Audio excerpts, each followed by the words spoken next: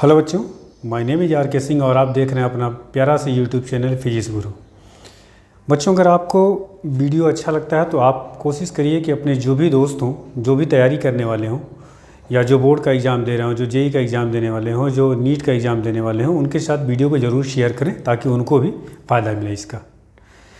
आपको याद होगा कि मैंने एलएन के मॉड्यूल का क्वेश्चंस का सॉल्यूशन करवाना आपको स्टार्ट किया था। तो पहली एक्सरसाइज का डिस्कशन मैंने आपसे किया था। आज मैं आपको सेकंड एक्सरसाइज को कंटिन्यू करता हूं और उसमें प्रॉब्लम्स है जो बेसिकली कूलम्स लॉ। हालांकि मैक्सिमम क्वेश्चंस मैंने कूलम्स लॉ जब पढ़ाया था तो इस तरह के सारे प्रॉब्लम डिस्कस कर दिए थे, लेकिन फिर भी एक्सरसाइज 2 या इसको कहते हैं बिगनर बॉक्स 2, ठीक है, ये स्पेशली नीट वाले बच्चों के लिए है।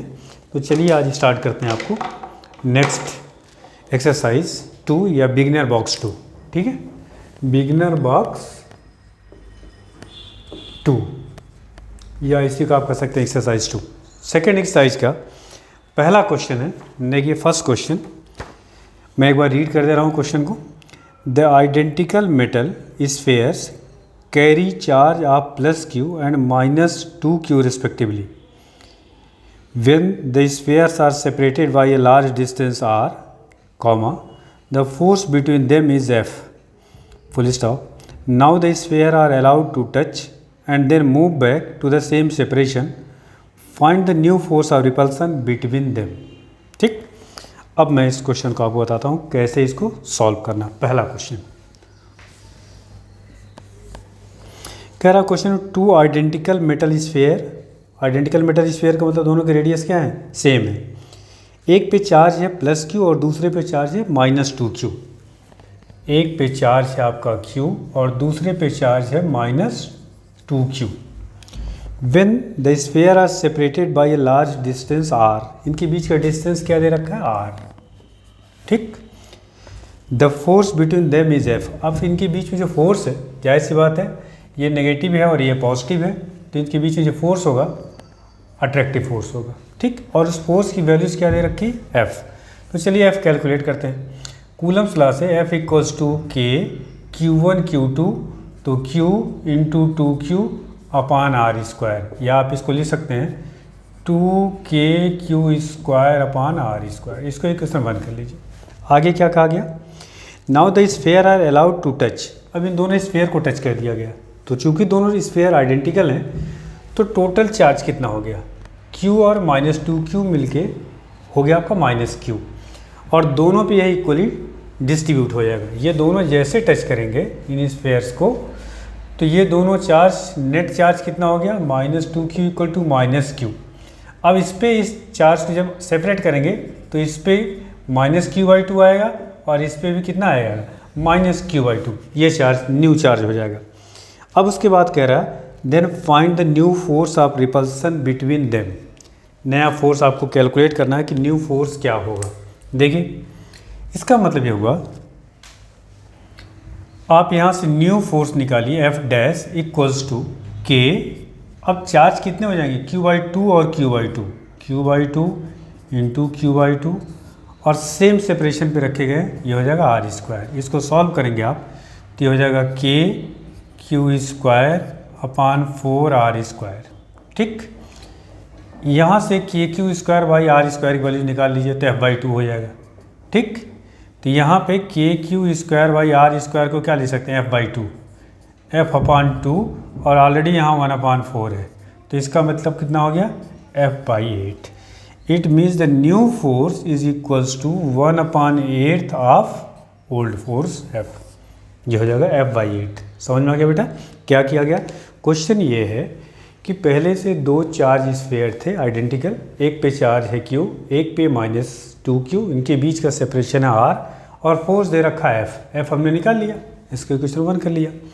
अब कह रहा है इन दोनों चार्ज स्फेयर को एक दूसरे से टच किया गया, टच करने के बाद फिर उनको सेम सेपरेशन पे रखा गया, तो टच करने पे चार्ज का रीडिस्ट्रीब्यूशन होगा। यहाँ पे नेट चार्ज पहले निकाल लेंगे, -Q आया, क्योंकि दोनों स्फेरिकल चार्ज स्फेयर जो है आइडेंटिकल है तो दोनों पे इक्वल चार्ज जाएगा -Q/2 और इसी का हाफ हो जाएगा -Q/2। अभी नेक्स्ट क्लास में आपको बताऊंगा कि अगर दो चार्ज स्फेयर्स हैं और उनको अगर हम लोग टच करते हैं तो किस तरह से चार्ज का डिस्ट्रीब्यूशन होता है। ठीक, एक हेडिंग है, नेक्स्ट लेक्चर में आपको बताऊंगा। अर्थिंग और ये कुछ छोटे छोटे टॉपिक्स हैं, उसका डिस्कशन और करना है। तो ये हो गया आपका पहला क्वेश्चन, नोट करिए। चलिए नेक्स्ट क्वेश्चन पे चलते हैं। सेकेंड एक्सरसाइज में आई थिंक 11 क्वेश्चन है टोटल, तो उन सबका डिस्कशन एक साथ कर लेते हैं, एक्सरसाइज 2 का। चलिए नेक्स्ट क्वेश्चन है आपका। क्वेश्चन एक बार मैं रीड कर दे रहा हूँ। The electrostatics force of repulsion between two positive ion carrying equal charge 4 × 10⁻⁻9 Newton when their separation is 5 angstrom, how many electron are missing from each? समझ में आया? क्वेश्चन ये the electrostatic force of repulsion between two positive ion carrying equal charge. दो positive ion हैं, एक मान लीजिए ये है और दूसरा ये है, दोनों पे चार्ज मान लेते हैं क्यू है, दोनों पॉजिटिव आयन्स हैं, ठीक है। और इसके बीच में जो फोर्स है एफ की वैल्यू दे रखी है 4 × 10⁻⁹ newton. When their separation is 5 angstrom, are दे रखा है 5 एंगस्ट्रॉम, मतलब 5 × 10⁻⁻10 मीटर, यूनिट चेंज कर लिया। How many electron are missing from each, number of electron, चूँकि ये पॉजिटिव आयन्स हैं तो इसका मतलब मिसिंग ऑफ इलेक्ट्रॉन यहाँ होगा और यहाँ पे भी, ठीक है। तो आपको ये कैलकुलेट करना है एन की वैल्यूज़। तो देखिए कैसे करेंगे। सबसे पहले तो चार्ज कैलकुलेट किया जाए कि कितना चार्ज होगा, और फिर उसके बाद quantization of charge Q equal to, आपने क्या पढ़ा है, N × E, तो N इक्वल टू क्या हो जाएगा Q/E। तो यहाँ से आप सिंप्लीफाई कर लेंगे N की वैल्यूज़। तो सबसे पहले चार्ज कैलकुलेट किया जाए। सिंस F इक्वल टू, देखिए फोर्स कितना दे रखा है, फॉर्मूला क्या होता है K/Q1/Q2/R²। तो यहाँ F की वैल्यू दे रखी है, पुट कर लीजिए, या ऐसे कर लीजिए आप, F इक्वल टू क्या हो जाएगा, Q1 Q2 दोनों इक्वल हैं तो Q²/R²। तो यहाँ से Q² की वैल्यूज़ कितनी हो जाएगी, FR²/K, या Q इक्वल टू हो जाएगा √FR²/K।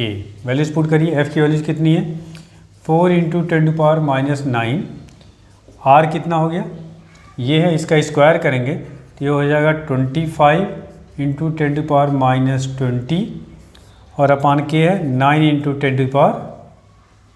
10⁻⁹, ठीक। इसको सॉल्व करिए, ये अंडर रूट में है। तो ये जो वैल्यूज़ आई, पहले तो ये हो जाएगा इसका √5, इसका 2 और इसका 3, तो 5 × 10 10/3 तो बाहर आ गया ये। और ये पावर्स कितने आएंगे, देखिए यहाँ से ये 9 और ये 9 -18, और ये हो जाएगा -38, तो 10 पे पावर कितना आएगा, देखिए यहाँ से 19 आ जाएगा। ये आ गया Q, इतना कूलम चार्ज, इसका मतलब इन पॉजिटिव आयन्स पे है। अब आपको निकालना है कि ये पॉजिटिव आयन्स है, तो इतना, इसका मतलब number of electron, missing electron calculate करना। तो क्वांटाइजेशन ऑफ चार्ज में आपको बताया गया था बेटा Q = NE, तो N इक्वल टू कितना आ जाएगा, N equal to Q/E।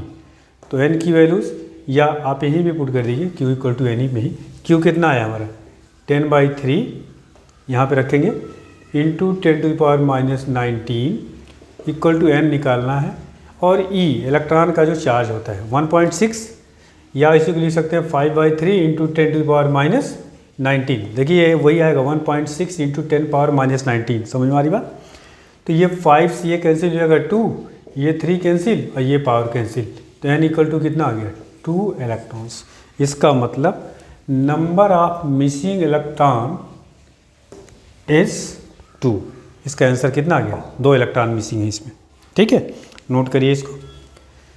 Third question पे चलते हैं। बहुत ही आसान क्वेश्चन हैं।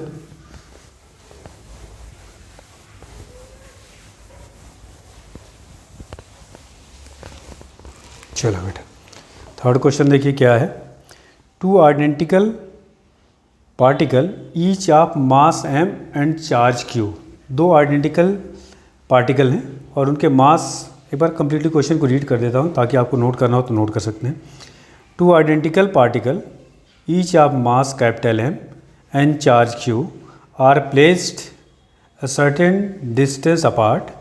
If they are in equilibrium under the mutual gravitational and electric force, then calculate the order of q by m in SI unit. ठीक, अब क्वेश्चन आपको समझाते हैं थर्ड क्वेश्चन को। देखिए क्या है, बहुत ही आसान। कह रहा two identical particle each of mass mm charge q। दो पार्टिकल हैं आइडेंटिकल, इनका मास m है और इस पर चार्ज कैपिटल Q दे रखा है, इसका भी मास m चार्ज Q दे रखा है। ठीक, are placed a certain distance apart. मान लीजिए इनके बीच की डिस्टेंस हम स्मॉल आर ले लेते हैं। If they are in equilibrium under mutual gravitational and electric force, then find the order of Q by M। Q upon M, इसका आपको ऑर्डर कैलकुलेट करना है कि क्या आएगा, order of Q by M। ठीक, ये लिखिए। तो इसमें देखिए कैसे करेंगे आप। पहले इस क्वेश्चन को देखिए। सबसे पहले कह रहा कि ये दोनों के मास m है, तो जाहिर सी बात है इसके बीच में फोर्स ऑफ अट्रैक्शन लगेगा ड्यू टू मास, जिसको ग्रेविटेशनल फोर्स कहते हैं। और दोनों पे चार्ज, ये ग्रेविटेशनल फोर्स इधर लगेगा और इलेक्ट्रिक फोर्स किधर लगेगा, इधर, इस पे इधर और इस पे इधर। ये हो गया आपका ग्रेविटेशनल फोर्स और ये हो गया इलेक्ट्रिक फोर्स। ठीक, और ये कह रहा है क्वेश्चन में कि दोनों एक दूसरे को बैलेंस किए हुए हैं, तो सीधा सीधा आप अप्लाई कर दीजिए इसमें, F equal to F G. ठीक, एफ ई का फॉर्मूला क्या होता है, के क्यू स्क्वायर अपान कितना हो जाएगा, आर स्क्वायर, और ये हो जाएगा K M square upon R square. R square cancel हो गया। आपको चाहिए क्या, क्यू बाई एम, तो क्यू अपान एम या Q square upon M square की वैल्यू क्या आ जाएगी आपका, ये भी तो कैंसिल ही हो गया। ठीक है, तो यहाँ पे आपका Q square by M square, इसकी वैल्यूज़ कैलकुलेट करिए आप। तो क्यू की वैल्यूज़ आपको क्वेश्चंस में कुछ दिया हुआ है। क्यू की वैल्यूज़ क्या है बेटा, थर्ड क्वेश्चन। ओह, यहाँ पे एक चीज़ बेटा मिस्टेक्स, ये आपका के नहीं है, क्योंकि आपका ग्रेविटेशनल फोर्स का फॉर्मूला क्या होता है, F G is equals to G M1 M2 upon R square. ठीक है, तो यहाँ पे आपका जी होगा ये।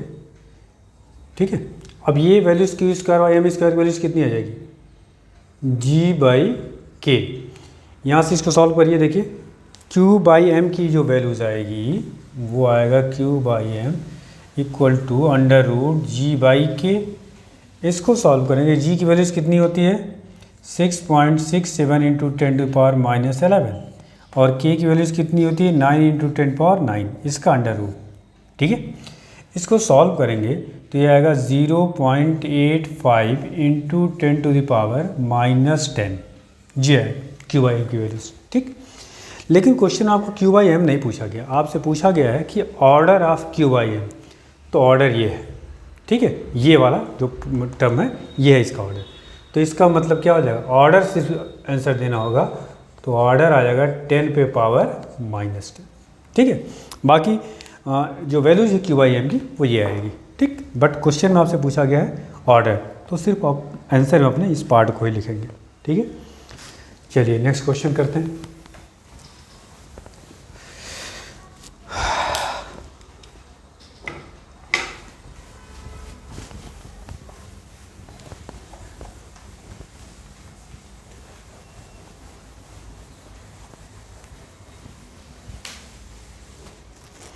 अगले क्वेश्चन पे आते हैं हम लोग बेटा। नेक्स्ट क्वेश्चन है क्वेश्चन नंबर 4 में क्या है, फोर्थ क्वेश्चन है आपका, एक बार पढ़ दे रहा हूँ। The force between 2 point charges is 100 Newton in air. 2 point charges हैं, उनके बीच का फोर्स 100 न्यूटन दे रखा है।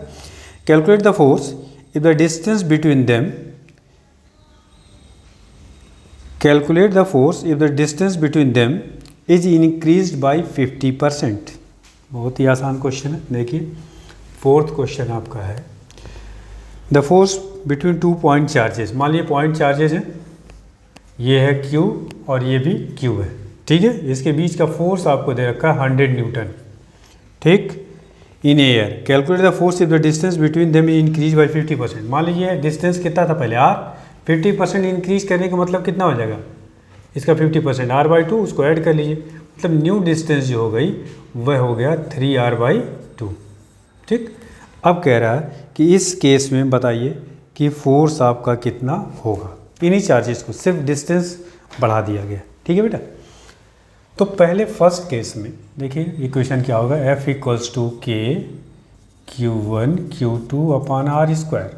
तो यहाँ पुट करिए, आपको 100 न्यूटन दे रखा है, के आप रहने दीजिए फिलहाल अभी, और दोनों चार्ज सेम है, तो यह जगह Q square upon R square, equation 1 हो गया, ठीक।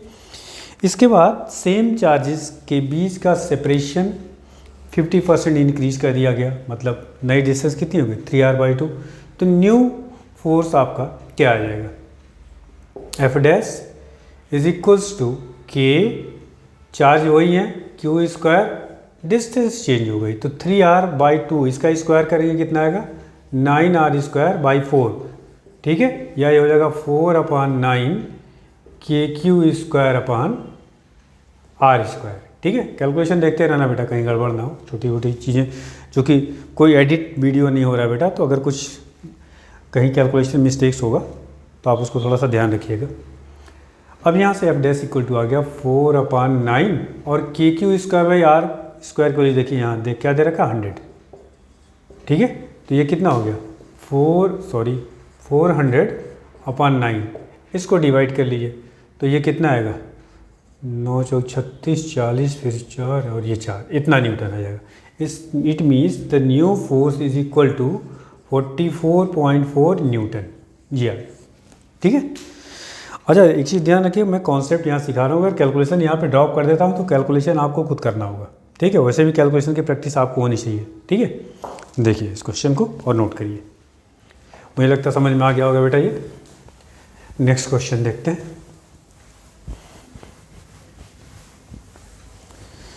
अगला क्वेश्चन 5, क्वेश्चन नंबर 5 में क्या है देखते हैं। देखिए क्वेश्चन एक बार रीड कर दूं।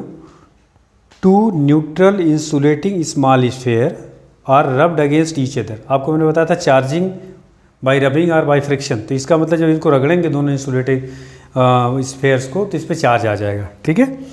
2 neutral insulating small spheres are rubbed against each other and are kept 4 metre apart, ठीक। If they attract each other with the force कितना दे रखा है 3.6 न्यूटन, और इनके बीच की डिस्टेंस कितनी दे रखी है 4 मीटर, ठीक। कह रहा 2 स्मॉल स्फेयर्स हैं, उनको रगड़ करके एक दूसरे से 4 मीटर की डिस्टेंस पे रख दिया गया। अच्छा एक चीज़ ध्यान रखिएगा कि जब रब करेंगे एक दूसरे को तो दोनों पे चार्ज का मैग्नीट्यूड क्या होगा, सेम होगा, लेकिन उनका नेचर क्या होगा, अपोजिट। एक पे पॉजिटिव चार्ज डेवलप होगा तो दूसरे पे क्या होगा, नेगेटिव चार्ज। तो मान लेते हैं ये आपका Q है, बट मैग्नीट्यूड तो दोनों का सेम होगा, बात समझ में आ रही है, ये -Q होगा बट मैग्नीट्यूड सेम होगा। अच्छा इसमें फोर्स ऑफ अट्रैक्शन होगा, फोर्स आपको दे रखा है, R दे रखा है आपका, ये R दे रखा है। आपसे क्या पूछा गया, फर्स्ट पार्ट में ये पूछा गया है, पहले पार्ट में calculate the charge on each sphere, मतलब Q पूछा गया है। सेकेंड पार्ट में क्या पूछा गया आपसे, चार्ज ऑन ईच स्फेयर, और सेकेंड पार्ट में पूछा गया calculate the number of electron transfer from one sphere to other sphere during rubbing. Number of electron पूछा गया है कि रबिंग करने से एक से दूसरे पे कितना ट्रांसफ़र हुआ, ठीक। चलिए इसको कैलकुलेट करते हैं, इस सवाल को बहुत ही आसान है, अभी ऐसा क्वेश्चन मैंने कराया क्वांटाइजेशन ऑफ चार्ज पे। तो सबसे पहले तो F इक्वल्स टू क्या हो जाएगा K Q square upon R square, ठीक है। तो फोर्स आपका कितना दे रखा है, यहाँ से क्यू स्क्वायर इक्वल टू आ जाएगा Fr²/k, या Q इक्वल टू F की वैल्यू कितनी दे रखी है बेटा 3.6 न्यूटन, R कितना दे रखा है 4 मीटर, 4 का स्क्वायर करेंगे 16, और K हो गया 9 × 10⁹ का अंडर रूट। इसको सॉल्व करेंगे कितना आएगा, देखो यहाँ ये हो जाएगा 3.6 × 10⁻1 और ये ऊपर जाएगा 9, तो 10⁻10 हो जाएगा, और ये 4 और ये 64 8 आ गया, 8 × 10⁻, यहाँ आएगा 5 आ जाएगा, ठीक। इतना कूलम आ जाएगा। पहली चीज़ कि चार्ज ऑन ईच स्फेयर कितना आ गया 8 × 10⁻5 कूलम। अब आपसे पूछा गया है कि नंबर ऑफ इलेक्ट्रॉन, चार्ज इतना हो गया तो क्वांटाइजेशन ऑफ चार्ज में क्या होता है बेटा Q equal to N × E, तो यहाँ से आपको N निकालना है, N इक्वल टू Q/E हो गया। Q कितना दे रखा है 8 × 10⁻5, और E कितना 1.6 × 10⁻19। तो इसको आप डिवाइड करेंगे जब, तो ये तो पहले तो ऊपर जाएगा, तो ये हो गया 8 अपान, इसको 16 कर लेते हैं, 16, और ये 20 हो गया, ऊपर जाएगा तो हो जाएगा आपका 10⁻⁻20, और ये माइनस है तो ये हो जाएगा 15, या इसको आप कर सकते हैं 80/16, तो ये हो जाएगा 5 × 10⁻14 इलेक्ट्रॉन। ठीक है, नंबर ऑफ इलेक्ट्रॉन कितने आ गए? 5 × 10⁻14। कोई दिक्कत इसमें? मुझे लगता है कि समझ में आ गया होगा। बेसिकली ये क्वांटाइजेशन ऑफ चार्ज पे ही बेस्ड है, और ऐसा क्वेश्चन अभी इसके पहले आपने किया है।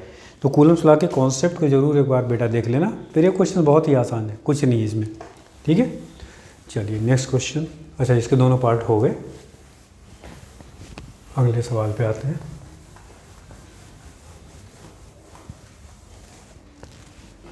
अगला क्वेश्चन आपका, नेक्स्ट क्वेश्चन एक बार कंप्लीटली रीड कर दूं फिर सॉल्व करता हूं। 2 equal point charge capital Q equal to +√2 microcoulomb are placed each at each of 2 opposite corner of a square and equal point charge small q at each of the other 2 corners.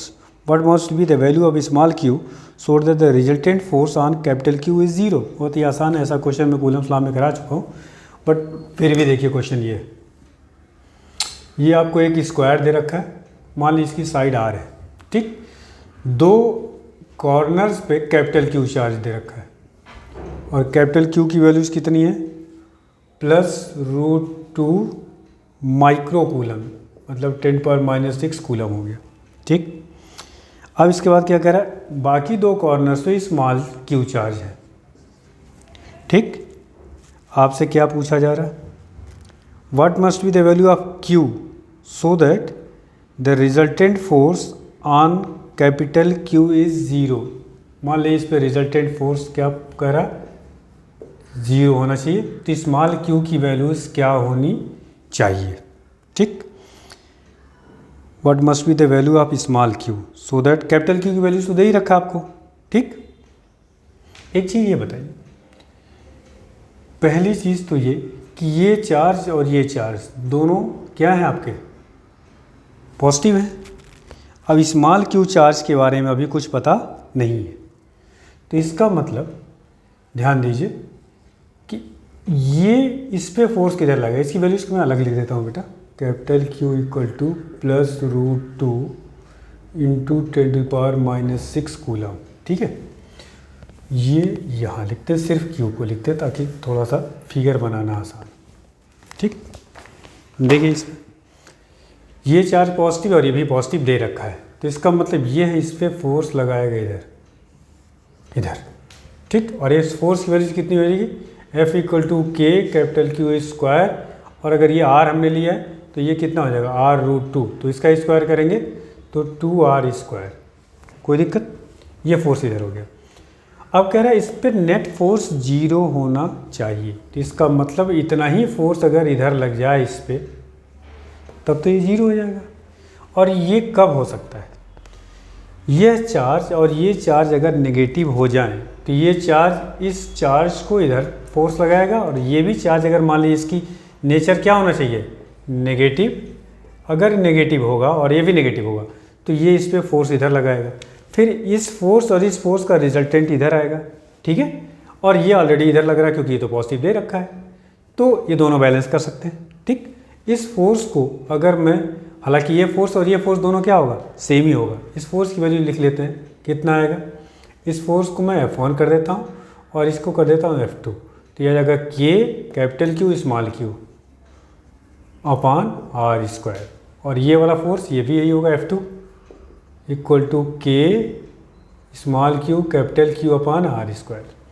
इस दोनों force, दोनों का magnitude same, दोनों के बीच की angle 90 degree, तो इनका resultant कितना होगा? आपका वेक्टर में बताया जा चुका है। अगर 2 फोर्सेस या 2 वेक्टर क्वांटिटी का मैग्नीट्यूड सेम है और उनके बीच की एंगल कितनी है? 90 डिग्री, तो उनका रिजल्टेंट क्या होता है? A√2, या यहाँ लिखेंगे F√2। तो रिजल्टेंट ऑफ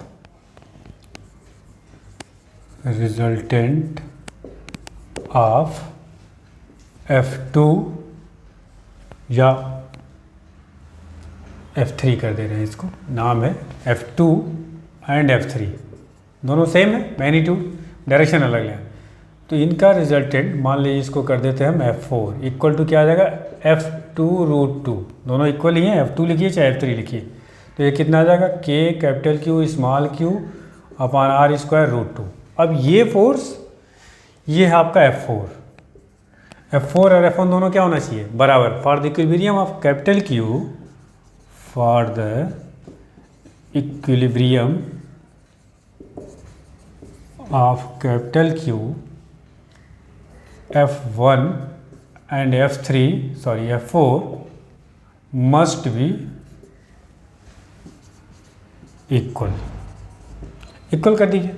तो ये आपका हो गया K capital Q small q upon r²√2 और वो फोर्स कितना निकल जाए K capital Q² upon 2r²। आपको निकालना क्या है स्मॉल q की वैल्यूज़, बाकी कैंसिल कर लिया, देखिए r² कैंसिल हो गया, K कैंसिल हो गया और एक Q कैंसिल हो गया। तो यहाँ क्या लेफ्ट में क्या बचा Q√2, राइट में क्या बचा बेटा कैपिटल Q अपॉन 2। हमें Q चाहिए तो स्मॉल q इक्वल टू क्या हो गया capital Q upon 2√2। Capital Q आपको दे रखा है, देखिए √2 इंटू 10⁻⁻6 अपॉन 2√2, तो ये कैंसिल हो गया।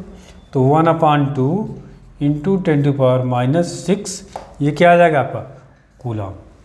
और अगर माइक्रो कूलम में लिखना है तो कितना हो जाएगा 0.5 माइक्रो कूलम या 0.5 माइक्रो कूलम।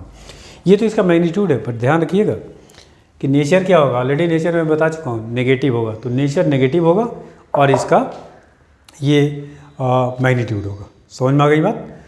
तो ये क्वेश्चन आपको समझ में आ गया होगा। बेसिकली यहाँ पे वेक्टर का ही यूज़ है, इसमें कुछ ऐसा खास नहीं है। कूलम्स लॉ का तो सीधे सीधे कूलम्स लॉ का इतना ही यूज़ है, ये तीनों को निकाल लिया फोर्स, कूलम्स लॉ का काम हो गया। बाकी क्या आपका वेक्टर, इसलिए वेक्टर आपको आना चाहिए, ध्यान रखिएगा। कभी भी अगर आपको कोई भी टॉपिक फिजिक्स का पढ़ना है तो वेक्टर तो आपको अच्छे से आना चाहिए, तभी न्यूमेरिकल स्पेशली होंगे। ठीक है, चलिए आगे बढ़ते हैं। ये क्वेश्चन नंबर कौन सा था 6। नेक्स्ट क्वेश्चन है 7।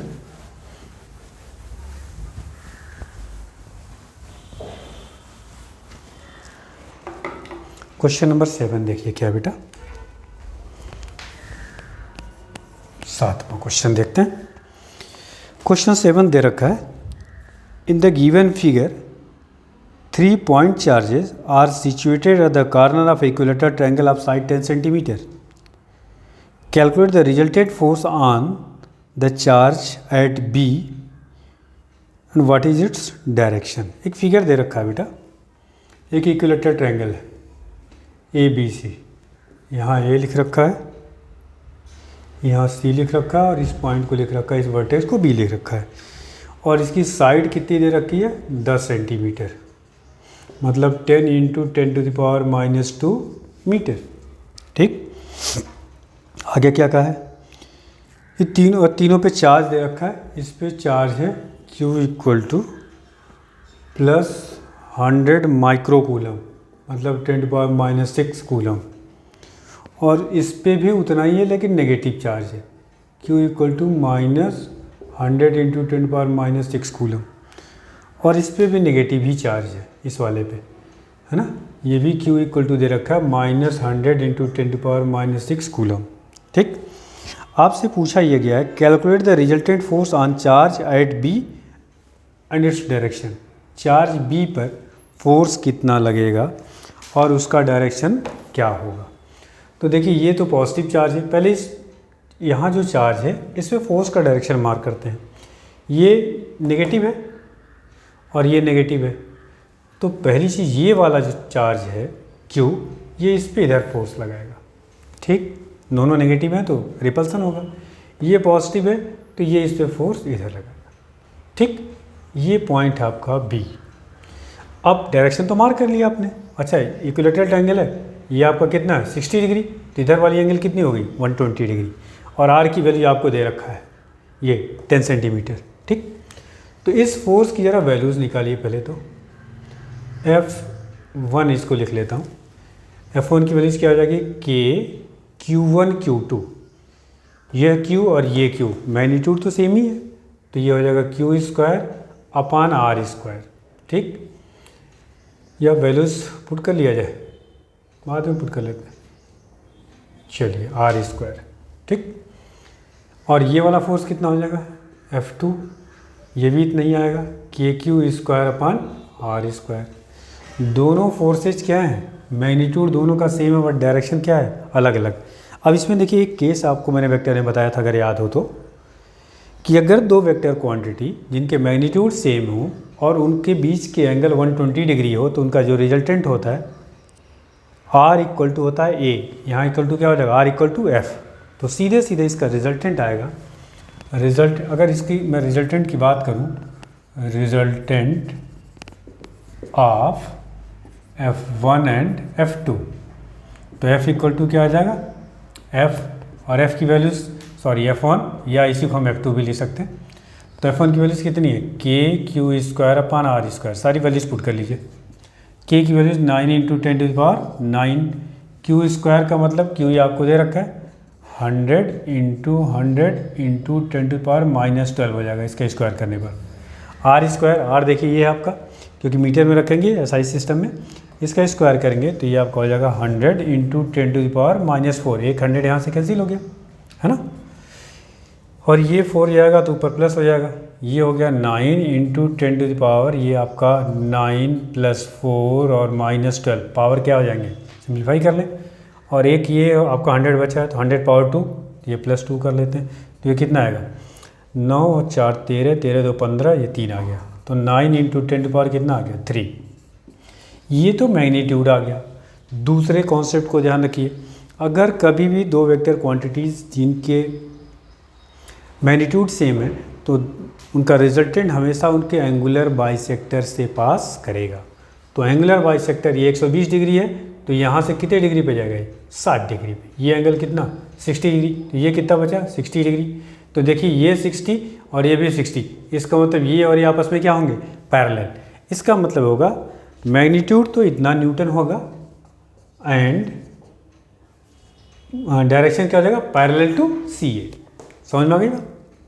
तो ये आपका कंप्लीट हो गया क्वेश्चन। चलिए 8वां क्वेश्चन देखते हैं बेटा। वेक्टर को अच्छे से आप लोग पढ़ेंगे तभी काम चलेगा। ध्यान रखिए अभी बहुत सारे चैप्टर्स ऐसे हैं, इसके बाद की जितनी भी एक्सरसाइजेज हैं आपको वेक्टर के बिना काम नहीं चलेगा। इसलिए सबसे पहले वेक्टर वाली वीडियो को जरूर देख लें बेटा, उसमें सारी चीज़ें इतने भी शॉर्टकट में यूज़ कर रहा हूँ वो सब मैंने उसमें पढ़ा रखा है ना। चलिए 8वां क्वेश्चन देखते हैं क्या है। क्वेश्चन नंबर 8 इधर लिखता हूँ, पहले एक बार रीड कर दूँ। क्वेश्चन नंबर 8 ये कह रहा 2 positively charged particle each of mass 1.7 into 10 to the power -27 kg and carrying charge 1.6 into 10 to the power -19 coulomb are placed at a distance d apart. If each experiences a repulsive force equal to its weight, find the value of d। ठीक, कह रहा 2 positively charge particle हैं, मान लीजिए ये, ठीक। दोनों के मास क्या दे रखे हैं, मास दे रखा है आपका 1.7 इंटू 10 टू पावर -27 kg, कोई दिक्कत नहीं। And carrying charge 1.6 into 10 power -19 coulomb. Charge दोनों पे कितना दे रखा, मान लीजिए Q है और Q की वैल्यूज कितना दे रखा है 1.6 into 10 to power -19 coulomb, electron के चार्ज के बराबर। Are placed at a distance d, इनके बीच का डिस्टेंस क्या का है d। If each experiences the repulsive force, क्योंकि सिमिलर चार्ज है तो रिपल्सिव फोर्स लगेगा, इस पे इधर लगेगा और इस पे इधर लगेगा, ठीक। इलेक्ट्रिक फोर्स इतना लगेगा। अब क्या कह रहा है, इस क्वेश्चन में ये कहा है कि if each experiences repulsive force equal to its weight, find the value of d। जो रिपल्सिव फोर्स है इसमें बेसिकली d आपको निकालना है, ठीक है। d कैलकुलेट करते समय आपको ये दे रखा है कि electric force equal to gravitational force. तो ग्रेविटेशनल फोर्स इसका मास m है तो कितना लगेगा, Fg लिख लें ग्रेविटेशनल फोर्स को, ये हो जाएगा KQ स्क्वायर अपान d स्क्वायर। ग्रेविटेशनल फोर्स कितना हो जाएगा mg, ठीक है। तो ये आपका यहाँ से देखिए क्या क्या आएगा। आपको क्यू दे रखा है, रख लीजिए। डी कैलकुलेट, चलिए डी पहले सिंप्लीफाई कर लेते हैं। D square is equal to K Q square upon M G, या डी इक्वल टू कितना आ जाएगा, under root K Q square upon M G. G की वैल्यू इस क्वेश्चन में दिया होगा क्या, नहीं दिया होगा तो 9.8 रख लेंगे। तो डी इक्वल टू कितना आ जाएगा, के की वैल्यू 9 इंटू 10⁻9, और क्यू स्क्वायर, क्यू की वैल्यूज कितना देखा, इसका स्क्वायर करेंगे 1.6 इंटू 1.6 इंटू 10⁻19 इंटू 10⁻19 अपान एम। मास कितना दे रखा है 1.7 इंटू 10⁻27, और जी की वैल्यूज नहीं दिया हो तो 9.8 ही रख लेते हैं।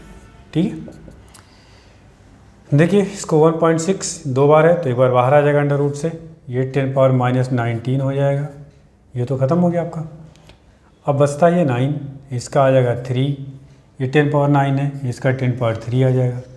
यहाँ नीचे कितना बचा आपका, ये अंडर रूट में यहाँ आपका आया 1/1.7 इंटू 10⁻27 इंटू 9.8। ठीक है, इसका कैलकुलेशन आप करेंगे तो आएगा 0.118 मीटर, ये डिस्टेंस आएगा। ठीक है, कैलकुलेशन कर लेंगे आप, इसमें कोई ख़ास बात नहीं है कैलकुलेशन में। ठीक है, चलिए अगले क्वेश्चन को करते हैं बेटा। नेक्स्ट,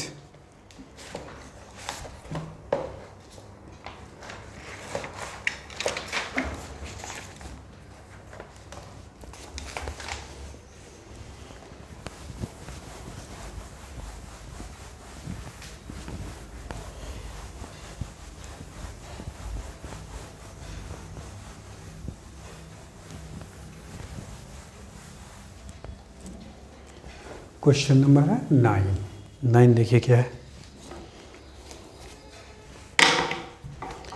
क्वेश्चन नंबर 9 दे रखा है, फिगर 1 देख रखा है बेटा, एक बार मैं रीड कर दे रहा हूँ। A B C is a right angle triangle, calculate the magnitude of force on charge minus Q.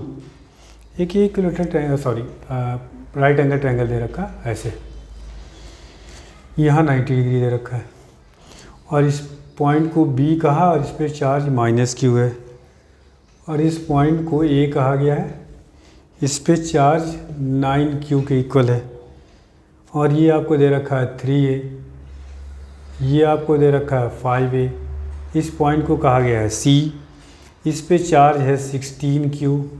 ठीक, ये दे रखा है आपसे।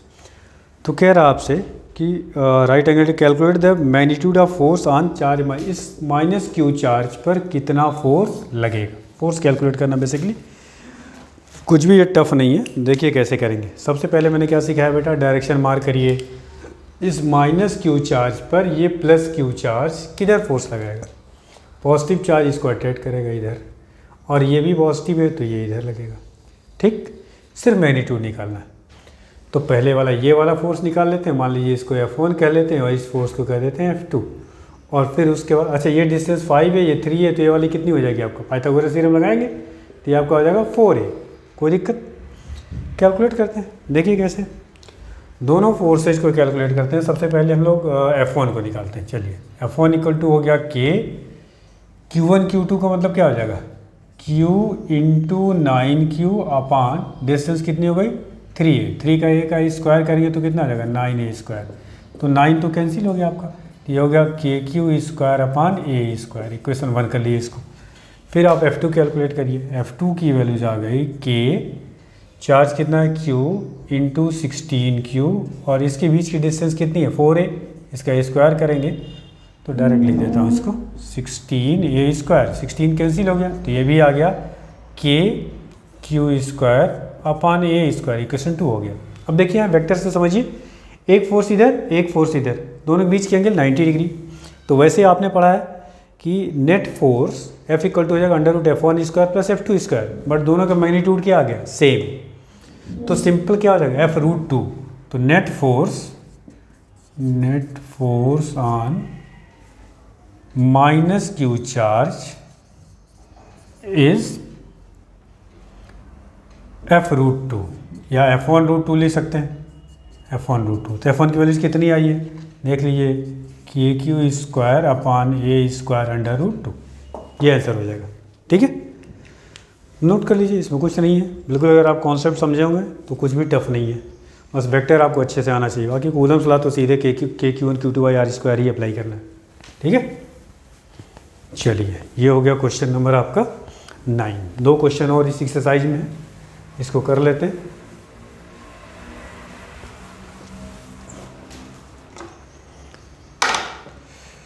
क्वेश्चन नंबर 10 देखो बेटा, हालांकि ये क्वेश्चन मैं आपको करा चुका हूँ ऑलरेडी कूलम्स लॉ में, बट रिपीट कर दे रहा हूँ।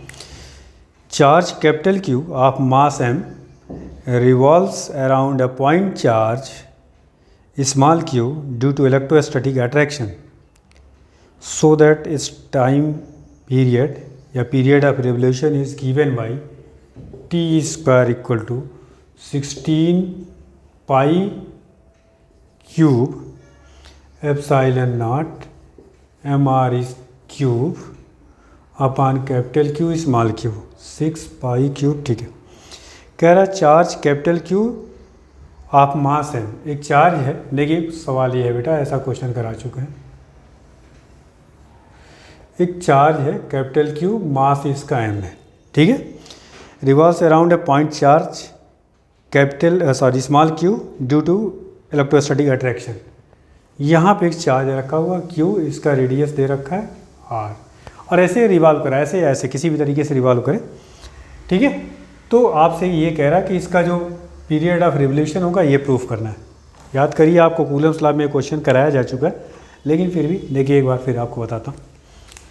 आपने पढ़ा कि कोई भी पार्टिकल अगर सर्कुलर पाथ पर चल रही है तो उसके लिए रिक्वायर्ड होगा centripetal force, and you know that centripetal force is not a new kind of force, it is the force it is a name given to that force which is responsible for the keeping the body in circular path। तो यहाँ पे जो centripetal force है, basically पहले तो time period है, बताइए कितना होगा, t इक्वल टू कितना होगा, इसका रेडियस r है, तो ये हो जाएगा 2 पाई r अपान v। मान लीजिए v वेलोसिटी से ये मूव कर रहा है। ठीक, तो पहले v निकाल के यहाँ पुट कर दिया, या काम अपना हो जाएगा। ठीक है, तो आपको पता है कि यहाँ पे सेंटीपिटल फोर्स कहाँ से मिलेगा, इसके और इसके बीच में, चार्ज के बीच में इलेक्ट्रोस्टैटिक फोर्स। इसका मतलब centripetal force is equal to हो जाएगा इलेक्ट्रोस्टैटिक फोर्स। सेंटीपिटल फोर्स क्या होगा, mv²/r, और ये क्या हो जाएगा k, और आपका आ जाएगा क्या चीज़ आएगा यहाँ से Q1 Q2, ये क्या आ जाएगा स्मॉल q कैपिटल Q अपान कैपिटल R²। ठीक है, अभी k की वैल्यू पुट कर देंगे, क्योंकि यहाँ जो प्रूविंग है उसमें पाई के टर्म में दिया है, एक तो ये कैंसिल हो गया, तो यहाँ से v² की वैल्यूज़ क्या आ गई, k की वैल्यूज़ पुट कर लीजिए 1/4 pi epsilon not small q capital Q, और क्या बचा बेटा m भी नीचे आएगा अपान m, बाकी तो कुछ नहीं है। ठीक है, v² की वैल्यू हो गई। यहाँ से जो कि t² प्रूफ करना है, तो यहाँ t² कर लीजिए आप, t² यहाँ आ जाएगा आपका 4 पाई स्क्वायर R² अपान क्या रखना है, v की वैल्यूज़, नहीं सॉरी 4 पाई स्क्वायर R² हो गया, यहाँ आ जाएगा v² की वैल्यू ये पुट कर दीजिए। तो इसको जब आप पुट करेंगे q अपान क्या है बेटा, 4 पाई एप्सिलॉन नॉट m, ये ऊपर आ जाएगा सिंप्लीफाई हो गए, तो ये आ जाएगा 4 4 16 पाई क्यूब आ गया, 16 पाई क्यूब एप्सिलॉन नॉट mr³ और अपान क्या हो गया small q into capital Q, ये t² की वैल्यू आ गई। ठीक है, तो टाइम पीरियड ये आपका, या period of revolution of the particle capital Q ऐसे निकलेगा। ठीक है, नोट करिए इसको। ये क्वेश्चन मैं ऑलरेडी आपको करा चुका हूँ कूलम्स लॉ वाले टॉपिक में।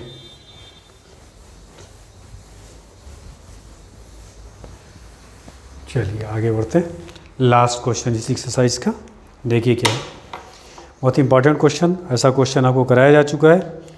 2 balls A and B of same mass capital M and charge Q and minus Q are suspended by 2 string of same length from 2 different suspension point S1 and S2. If S1 and S2 is equal to 3x and AB equal to x, then prove that। देखिए question ये, दो different point से दो charge sphere suspend किए गए, एक यहाँ से एक यहाँ से, ठीक। एक पे नेगेटिव चार्ज, एक पे पॉजिटिव चार्ज। तो इनकी अच्छा, ये डिस्टेंस कितनी टोटल दे रखी है आपको 3x। बेसिकली ये S1 पॉइंट है और ये S2 पॉइंट यहाँ से सस्पेंड किया गया, ठीक है। इसको 3 हिस्से में डिवाइड कर लिया, ऐसा कुछ।